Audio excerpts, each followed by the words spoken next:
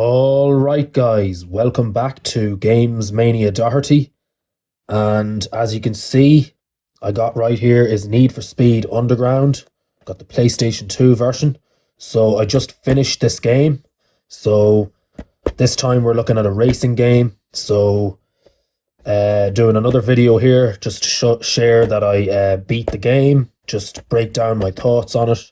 Another classic. So this, I believe, is the first Need for Speed of the PS2 era Need for Speed games. So we got right here Need for Speed Underground, and goes back to 2003. So it's all nighttime races in the game, okay? There's circuits, drag races, sprints, and some of them have different numbers of laps, like 2 laps or 3 laps. Some of them have like 5 laps. So I'm going to break down my thoughts on finishing the entire game. So another great game out of the Need for Speed franchise. This one we're looking at.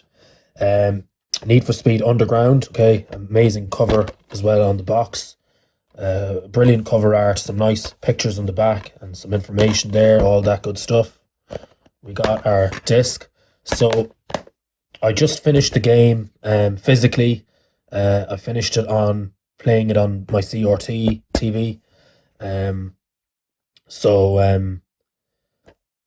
I'm going to break down my thoughts. So there are some very tricky races. Some of the races were pretty easy in the game. Like most of them, for the most part, are actually pretty easy.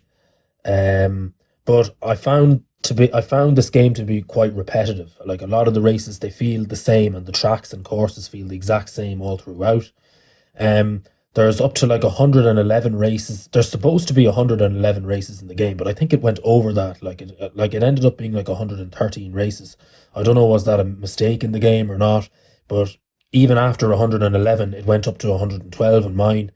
And then I ended up doing the final race, which was the Legend of the Street or something it was called. Pretty easy race, like a 4 lap race. And then you had Wrath of Eddie as well, where you had to beat your competitor, one of your other racers in the game. Um, so yeah, some of the races are pretty challenging in the game, but all in all, it's a fun game to play. Really good game to go back on, actually, because this one I actually did play it when I was young. I used to play this game back in childhood. Great game, great memories, and very nostalgic animation as well in the game itself. I will probably end up emulating this game as well. I'll probably do an emulation of it, and eventually I've no desire to do this game again anytime soon after just finishing it. Um, but I'm thinking I might move on to Need for Speed Underground 2. Because I know I think there's even more races in that game. It's even longer drawn out than this one. But yeah, beating the underground mode, fun game, fun experience, lots of customization on the cars, lots of unlockables, magazines and stuff. Those magazines and stuff are pretty cool as well, where you get, they feature your cover on the magazine and stuff like that. And these tuned car racing games, they were really really popular among the 2000s. But this is certainly an all-time favorite, and it was great to finish the game again. I did beat the game before, so this will probably be my second time beating this game. But again, like I said, very repetitive. Like most of the races and the tracks feel the same, just with slight changes to them, slight alterations in the kind of the courses that they have. Some of the drag races were pretty hard as well. I'd say the hardest race in the game was the 95th race. I think it was like a 5 lap race, and it was just very very tough. I kept getting passed out in it. The other drivers kept overtaking me and then beating me right at the end and coming up out of nowhere and stuff like that. But yeah, some pretty challenging stuff there. But all in all, it's a pretty good game. The only downfall is there's no damage on your cars in this game. All of the races are in a nighttime setting.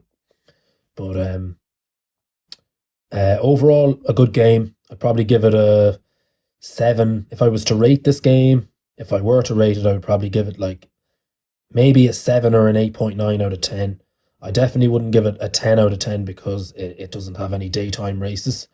Um, and then like there's no yeah, that's the main reason really. Yeah. no, like it's all set in nighttime, and it's a little bit repetitive. Like it kind of feels long drawn out for what it's worth. But still nice to finish the game. Good game. Um, yeah, so finished the underground mode in Need for Speed Underground on PS2. That's another great game. Another one completed.